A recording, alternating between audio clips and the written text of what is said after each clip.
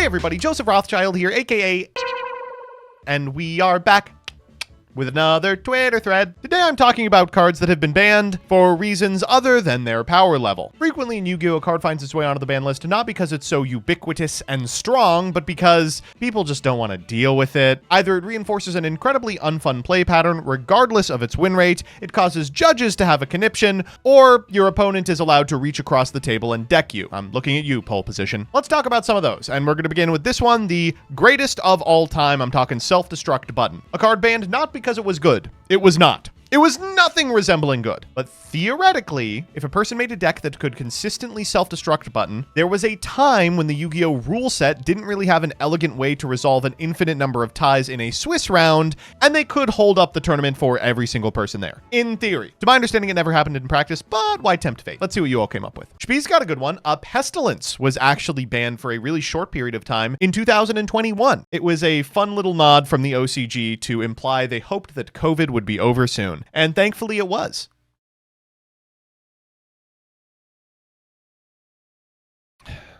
Alternative answer, because he's not banned from play, but he is everywhere we could see him. God knows we can't put him on polls. So yes, this is probably a good enough answer. If you're unfamiliar, the reason elemental hero Air Neos does not ever show up these days is because he was the subject of a lawsuit between Beyond Comics and Konami back in like 2007. Basically, an independent comic creator thought that this character looked way too similar to a comic book hero that he had created a couple of years prior and had been featured at a lot of the same Comic-Cons that Yu-Gi-Oh! Was. That's a really interesting story, and I encourage you to watch my video that's up here, if I remember to do this by the time this uploads, to learn more about it. Bumbles has a great one. This was banned for a combo so easy it was used in the anime. Emergency Provisions was limited for over a year thanks to its synergy with Mirage of Nightmare. Mirage of Nightmare, of course, is 2 activated effects, drawing to 4, and then discarding the same number of cards you draw, so you can pop it in response to its second effect, and it won't resolve. You can do this with Mystical Space Typhoon or EPROV. This was limited the exact same list that banned Mirage, which meant the hit didn't actually do anything. Provision spelled backwards is EPROV, which is funny. Also, Genesis example, not banned per se, but the first revision of the list swapped Arahime and Ohime's point totals. So Arahime was a 0 and Ohime was a 33. The only explanation is they just forgot which one was which. Honestly, like, I want to make fun of them for not knowing, but I didn't know. When I saw this one, I was like, she's the one with her feet out? Yeah. Jeff's got a good one in Mind Augus. This was limited because it sort of loops with itself. This was part of a combo deck that only 1 or 2 people ever really mastered. But this created a situation in the TCG that could only be described as a hostage crisis. The deck was fine. It had a pretty consistent FTK rate, but it wasn't that much better than anything else in the format. It was just that the first game could take 40 minutes if you permitted them to. This is the first one of those cards that could see the future. And Gavin tries to take credit for popularizing this. He might have. He was really good at looking at old bulk and like finding garbage ass cards that had ridiculous floodgate implications. There are other cards that do something similar to this, and it's, I think, unlimited in Master Duel. The reason that it got hit, I think, has at least a little bit to do with the fact that it's unintuitive and frustrating to describe. It died because of Kozmo rulings. I don't think that's true, because Rivalry and Gozen also have those same rulings issues, and they're still legal. In fact, we can talk about that. The Kozmo monsters banish themselves to summon a Kozmo monster from hand, and the monster you summon from hand can be either a light or a dark, but the monster exists in a hidden information zone. So when you perform the banish of the Kozmo, then there isn't a light monster on field, and therefore you could go from like Tin Can into Forerunner. For this to work, you had to already have a legal target in hand, a dark, but there's no way to verify that information because it exists in a hidden information zone. So you just kind of had to trust your opponent. Yeah, ASL Core is kind of the poster child for this.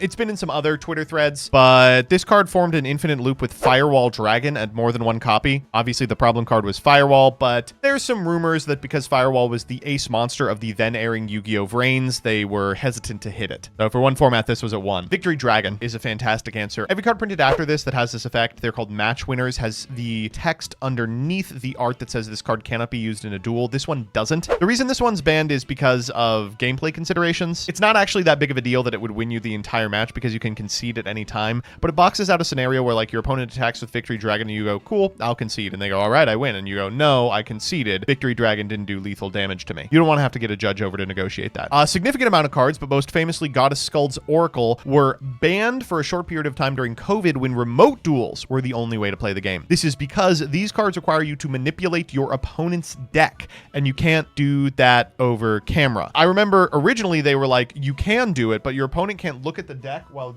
you have the cards out, so they would be like this, and like that's impossible to enforce. It's really funny to me they couldn't figure out how to write, you can only use this effect of twin-headed behemoth once per duel. It applies to the card, not to the card's name. The reason they limited this card is because it has an effect that can be activated once per duel, but upon activating it, it can return to a hidden information zone, and if you have more than one copy, you can't tell which one has actually activated it. In the complicated video, I describe this and I call it a soft once per duel.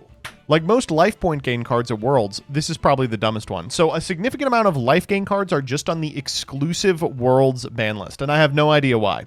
I think it's like they don't want someone time stalling, but you can't even do that anymore. Legitimately, I have no idea why these cards are hit. I don't get it. The entire rules of the game were changed due to Archfiend of Gilfer's infinite damage combo with Woodland Sprite. This is why When You Can exists. We made up missing the timing so that Archfiend of Gilfer couldn't equip to Woodland Sprite, a combo that was never played. God, I hope that's not true. ACD says, Last Will is stupidly strong, but also a ruling nightmare. If it's resolved, the player may resolve the effect and summon from deck at any point when they have priority, and it doesn't start a chain. It's right up there with Last Turn and Judge Nightmares. I think it is beyond Last Turn in terms of ruling nightmares because this was totally different event to event. Some early OCG FDKs were predicated on the fact that you can do this effect an infinite number of times, and they would just cannon soldier through a bunch of Sangans and Witches of the Black Forest. I mean, it's illegal in Genesis, but like, don't try it. So during the Upper Deck days, yep, this is a great one. This card was ruled that it could summon itself. If this card is in your hand or graveyard when a face-up beast-type monster you control is destroyed and sent to the graveyard, you can pay 1,000 life points, special summon this card. So to beat this, it was limited. All but confirmed in the most recent ban list, this card was banned because of its burn effect. So the thing about Fiendsmith's Lacrima is that it is a really good card. And at the time it was printed, it was part of the best deck in the room by a large margin. But it was banned way early into its lifespan and existed in Master Duel at full legality since print until now. People speculated that the reason it was taken out behind the shed super early was because it performs a lot of burn damage, which means that even if your opponent was playing a time card, if you went first, it was almost guaranteed you would win a best of 3 under the old time rules. When they changed to the new time rules, this card was unbanned and has been fine since. This card was banned because of power level reasons, but it's kind of hard to describe how. Star Blast is a spell card that does nothing. Just like Inspection in like last turn. This was just a way to arbitrarily reduce your life total so you could then use the skill Access Denied, which says if you have 1,000 or less life points, neither player can summon an effect monster. Fifth turn. It's fifth turn now. That's the nerf. Okay, this is actually true. You all are gonna call Galactic Joey crazy, but they are 100% spitting here. Mystic Mine was banned because we fucking hated it and we were all whining about it, but Mystic Mine's win rate was sub 50. For a boarded card, it was really bad. You won like 40% of games that it resolved, and you were expecting to play it out of the board full of cards that had like 60, 70% win rates. The thing is, it really was really frustrating though. It was super fucking frustrating. Listen, cards can end up on the list for any number of reasons, but I always find it funnier when it's not because the card is good and more because it's frustrating for the judge staff. Sorry, Nyamu is not on the list because the combo is boring to sit through. I think there was a good reason to ban it.